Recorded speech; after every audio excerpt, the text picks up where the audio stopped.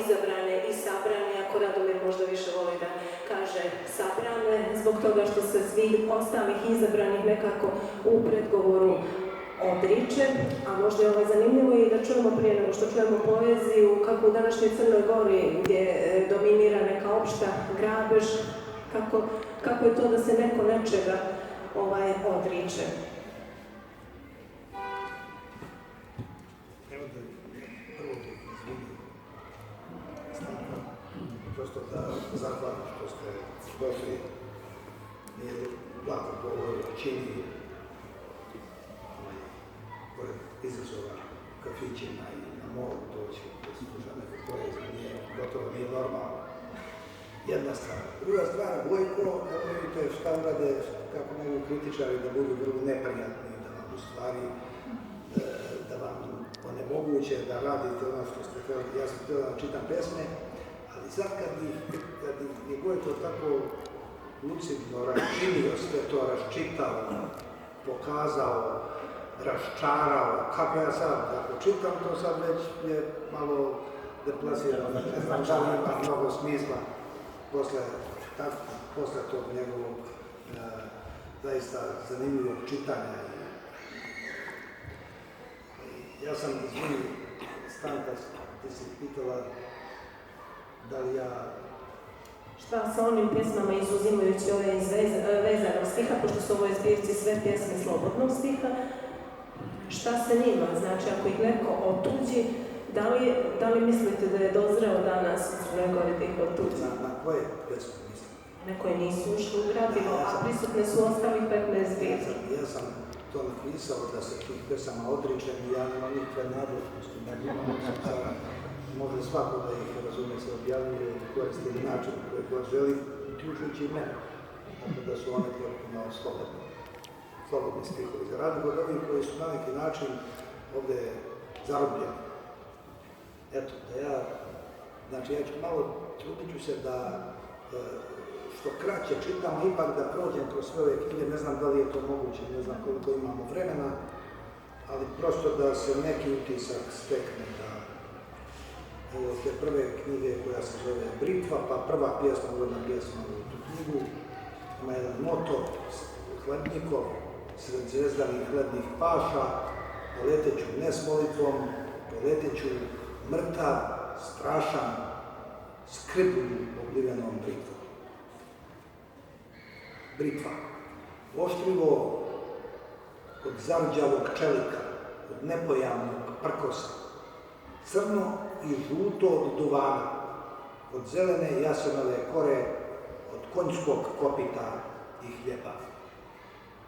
Na Alki pokojni džed zavezao čvor od opute.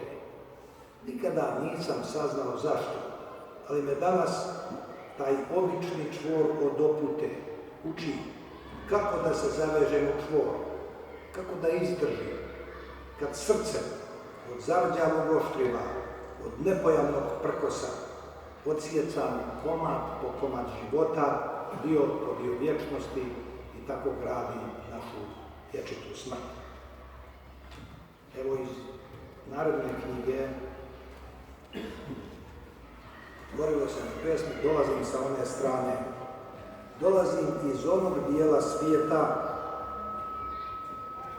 gdje su granice pomjerene, bez porijekla, bez budućnosti, bez nade, užasno sam. Dolazim sa one strane, odlazim na onu stranu i niko me nikada nije upoznao, niko me vidio nije. I sve što odsanjam jednom će da progovorim, a sve što kažem, najmanje ja kažem, jer sve to čeka da se vrijeme pomjeri i sjedini sa mojim govorom. Nigdje me nema, ničemu ne služi, sve služi meni. Sve u meni ima svoje sluge, među pticama koje mi pjevaju, među rijekama koje mi teku, među bogovima koji su mi bogovi. Ja sam mimo svijeta, došao na ovaj svijet, zato nijesam nikada bio na njemu i neću nikada biti, i zato u ovom svijetu nema nikoga. Kao snažna utvara stojim u opštem užasu, bez smisla, a dao sam smisao svemu čega ima i svemu čega nema. I to je jedini razlog što još diše.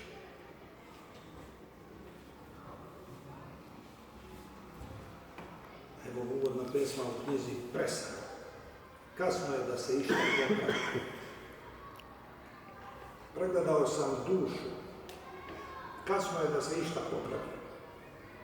Prašina zapala, kosovine polomljene, ogledala iskrivljena, udovi počupani, cijevi otvorene, grobovi otvoreni, crkva srušena, ni nade, ni tračka života, ni sumnje u ovom groblju, ni trava ne raste. Sve u leden mir utonulo, sve okamenjeno, sve pretvoreno, sve prerušeno, crni stan u kojem treba pekovati.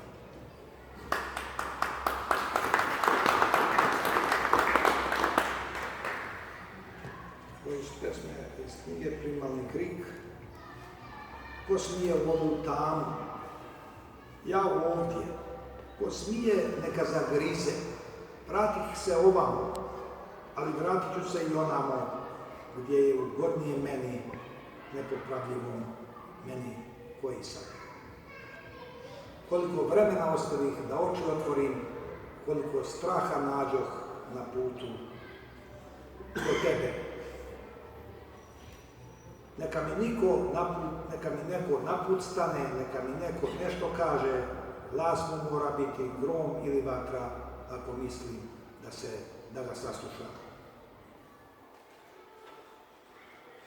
I tako dalje, prosto to su fragmenti, pa da ne preteramo tim. Transparent.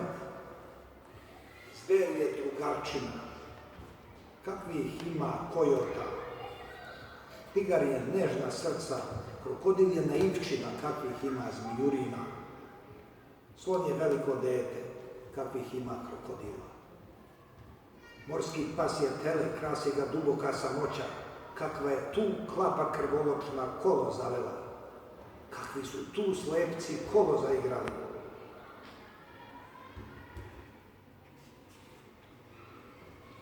Ništa je carstvo džungle, ništa Dugašvili i druge kobre, kakve su kobe na divan za sebe.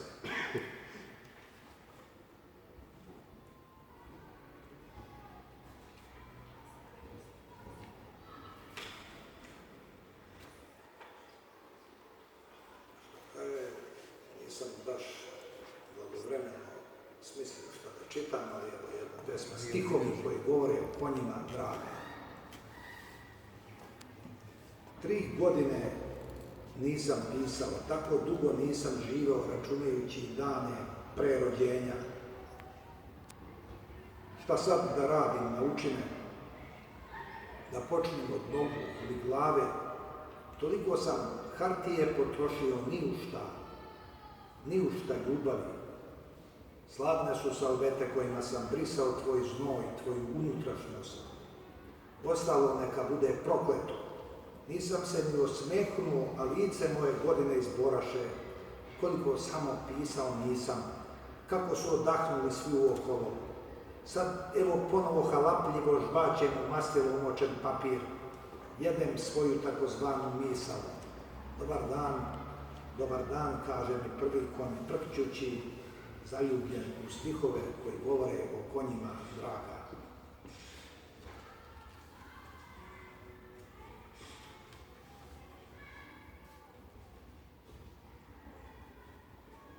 Svakidašnja jadnikovka. Kad smo se spasli od ujeda zmije, utekli smo u usta krokodila. Kad smo pobegli od tigra, utrčali smo u lavlju baštu. Kad smo utekli od jejine i došli smo orlu pod kljun. Kad su nestali majmuni, došli su lepotani. Kad smo se oslobodili kurjaka, došli su jagranci. Kad smo jagnja doterali, došli su golubovi. Kad smo golubove, došli su gavranovi. Sad s njima pevamo na slemenu svake kuće.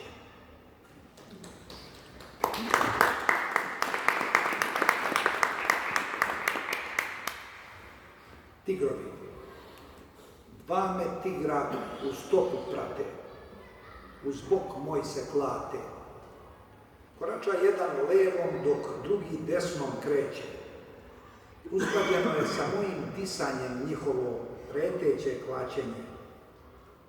Kome jutro susreo od straha ne izlazi na ulicu, iako sam jasno kazao, tigrovi su ovi senke, pravi tigrovi su opaki, tigrovi iz džungle su nepredvidivi.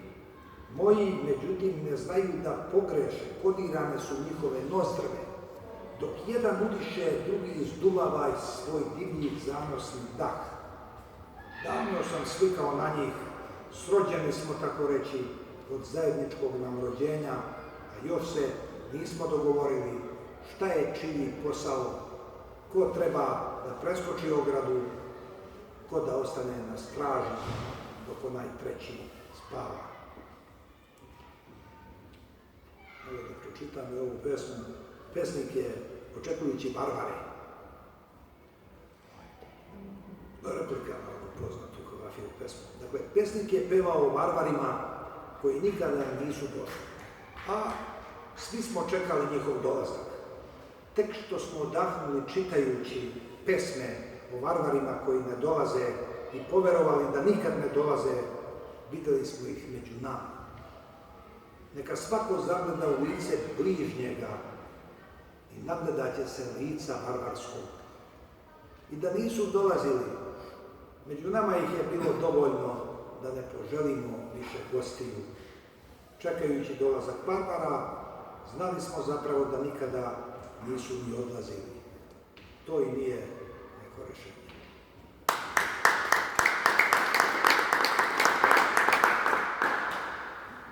Sad moram da vam ispričam, samo kratka je pričica, pošto otac Velibor Džomić i bila je tamo ispred hrama, pa prvi primjerak knjige i neko donije i sedi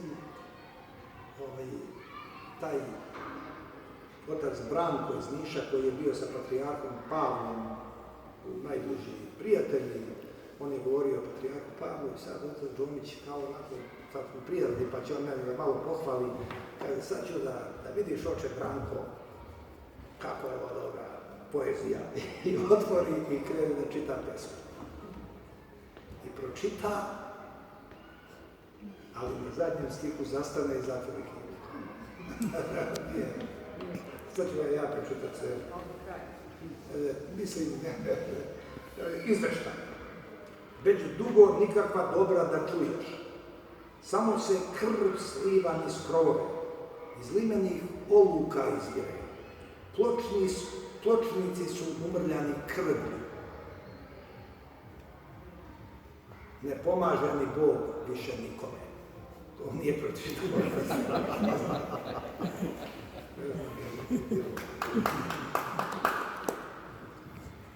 Evo, imam li još malo vremena, ne znam koliko imam, ali ima i...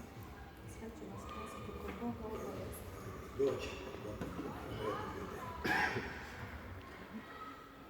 Siti vukovi.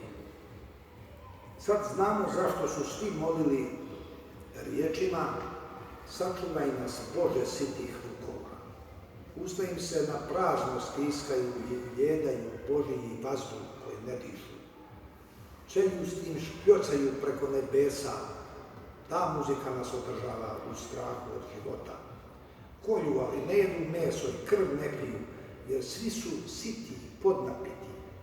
Neko im je stavio u usta lutku gladnog vuka, pa kad su progutali, pocrkali su siti vukovi kao gladna štena, koji spuzali su papke niz ledinu. Bez njih ni mi ne bismo bili mi, ni oni se bez nas nikada ne bi zasitili.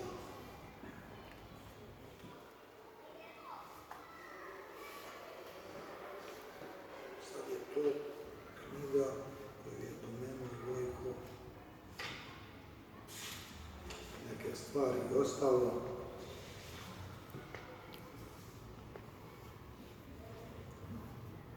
Recimo jedna pesma Dolina plača. Ko sam ja? Pitao sam leptira, a ti lebdiš kao božanstvo u zagradnim kopnu. modrim šumama, na ulicama izmišljenih gradova. Ko sam ja koji lutam? Prepoznao sam u ovoj dolini smeha, suze koje su iskapale zajedno sa očima. Ko sam ja? Ko sam ja? Ko sam ja?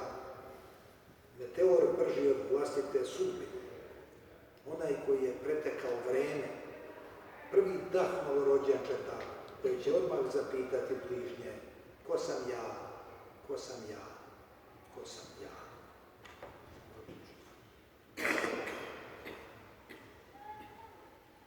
Sad, evo iz jedne knjige Crna kutija, ovo je jedna najkraća pjesma koju sam ja napisao, to je samo jedan stih, jer taj stih je jedna riječ.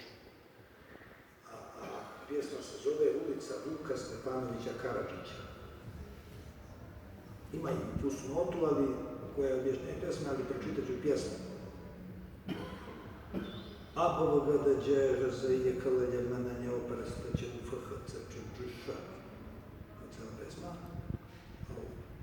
U fusnoti piše, zaista vam kažem, najteža kletva je ne zvao se svojim imenom. Vuk Stefanović Karadžić. Odnedavno se svojim imenom ne zove ni ulica Vuka Stefanovića Karadžića na Cetinju. Ipak ova pjesma sačuvana je u srcima stanovnika nekadašnje Vukove ulice. Bravo, Raš. To je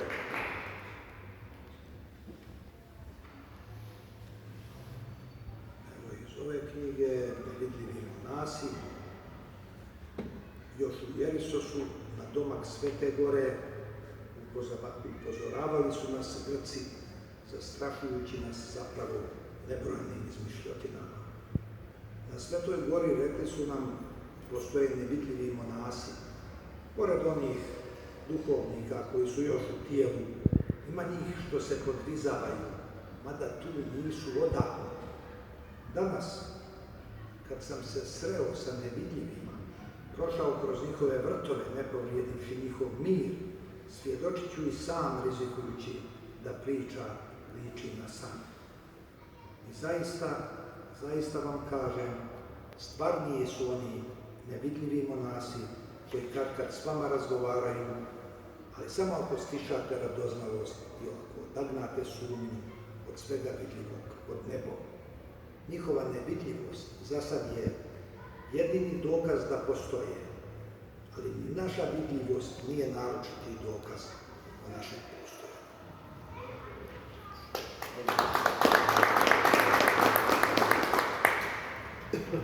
Ovu pesmu moram da pročitam kao što Budo Dubak, pesnik, je ovdje s nama, a ta pjesma, nekako on je glavni junak pjesme.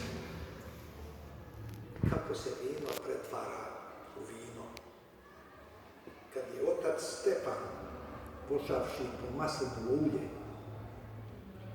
donio hilandarsko vino staro 300 godina, po svjedočenju onoga dibuka koji je pio srču kad je vina ponestalo. Vlastitim očima gledali smo kako se vino pretvara u vino, kako nestvarno postaje vidljivo i kako stvarnost nestaje u izmaglici. Doživjeli smo svaki od dohijara, te tajanstvene večeri u Hilandaru, po 150 novih godina i sa tim iskustvom krenuli u otadžbinu. Niko nas više prepoznao nije, niko nas više prepoznati ne može, naša su lica ista kao kad smo pošli na vječiti put do prvog zavičaja.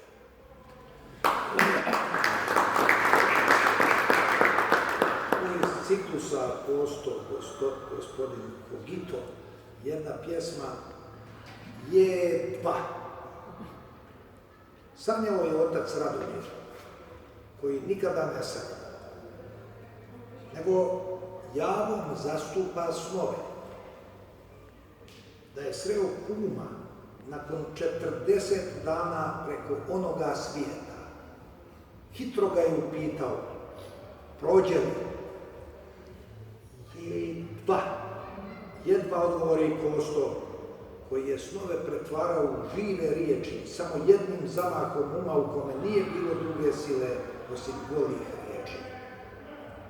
Pa šta ćemo mi, jadna nam majka, šta će sa nama biti kad se onaki čovjek jedva prometnuo kao kroz iglene uši zalapi otac Radomir.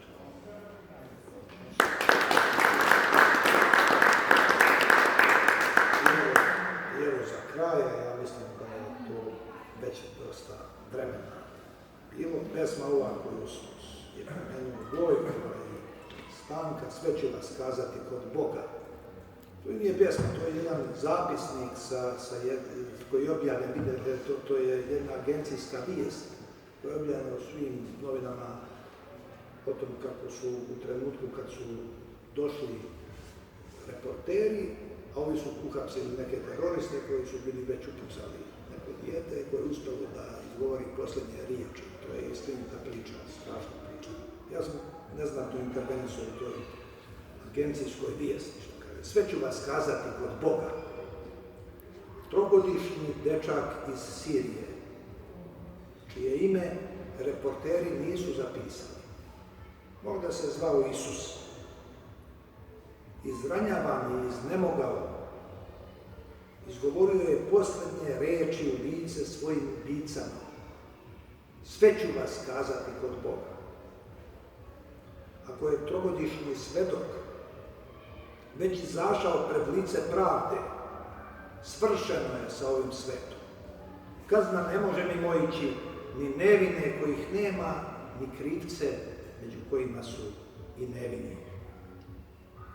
A kad mladi Isus voskresne za osvetu i oproštaj, neće imati ko ni suze da mu obriše, jer sve nas je kazao kod Boga.